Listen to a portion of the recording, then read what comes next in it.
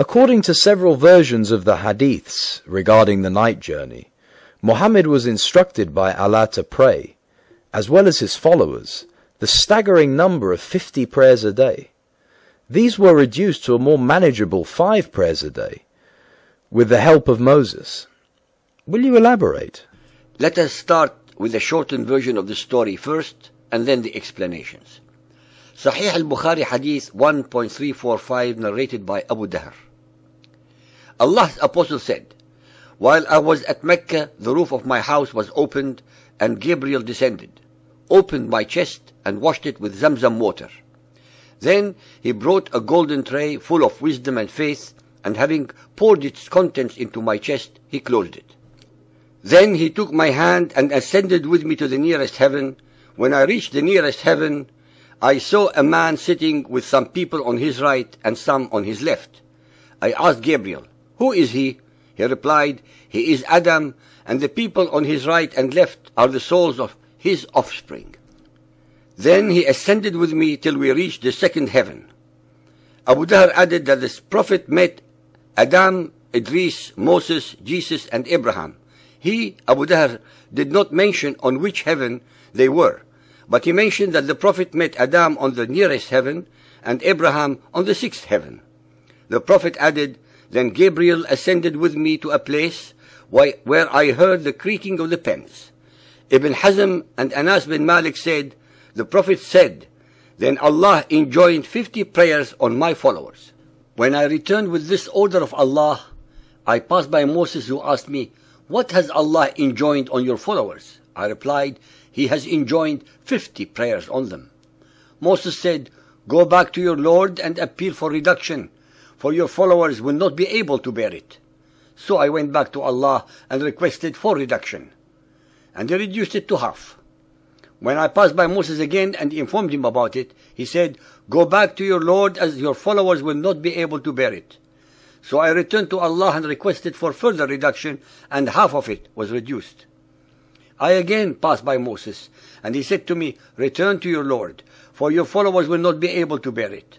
So I returned to Allah, and he said, 'These are 5 prayers, and they are all equal to 50, for my word does not change.'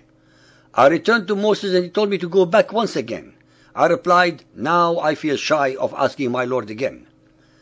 The story of Muhammad's ascent through the 7 heavens is a variation upon the one Muhammad copied and altered to suit himself from the Midrash of the Jews regarding a similar but prior experience made by Moses. The listener should be made aware that there is no mention in this version of the traditions of Muhammad riding Buraq, nor any intermediary visit to the Temple of Solomon at Jerusalem to get from Mecca to the 7 heavens.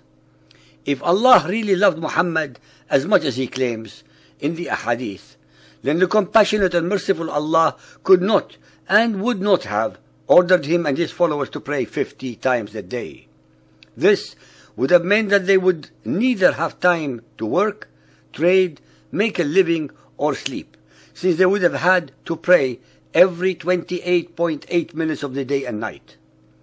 Muhammad, slavishly and bereft of any thought or logic, accepted this utterly untenable and unmerciful instruction without any prevarication or objection. Even as an allegorical story, it beggars belief in its stupidity and blasphemy, for insulting Allah's wisdom, compassion, mercy, and fairness, if Allah is the God of Israel and Jesus.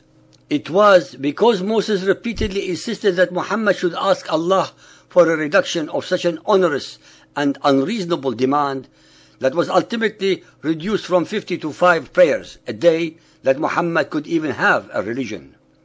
Both Muhammad and his followers owe Moses an incredible debt of gratitude. Again and again, it can be shown that without a shadow of a doubt, the whole of the cult belief system of Muhammad is built upon the Islamite precepts and foundations of the Bible, as well as upon almost all the traditions and fetishes of the pagan Arabs.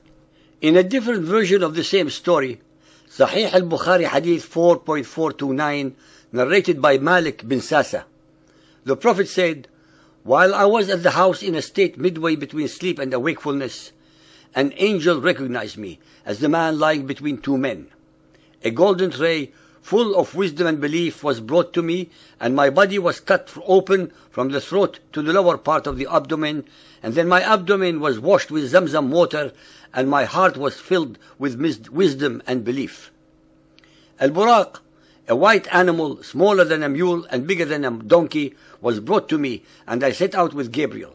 When I reached the nearest heaven. In this version, Al-Buraq was used to transport Muhammad from Mecca to the first heaven without any landing at Jerusalem.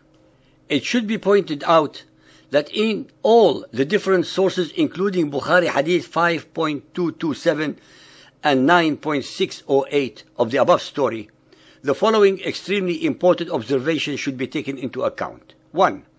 In none of them did Muhammad go to Jerusalem, but went directly from Mecca to the heavens. 2. In none of them did he pray at Jerusalem. 3. There are important discrepancies between the various versions regarding the place where he was asleep, the number of angels who were present and whom he met in the different heavens. 4. In none of them was Buraq tied to or at any sacred rock or wall at Jerusalem. 5. In all of them, it was the advice of Moses which saved Muhammad and Islam from complete and utter irrelevance. 6. In numerous hadiths, Muhammad claims he was the most beloved of Allah's apostles. Based upon the hadiths, it was not through an act of love that Allah demanded 50 prayers from Muhammad and his followers. 7. All of them attest that Muhammad's vital organs were washed and that he was filled with belief. Why was he filled with belief if he was as sinless as his followers insist in their dogma of Isma'? Where among all the above discrepancies is the truth?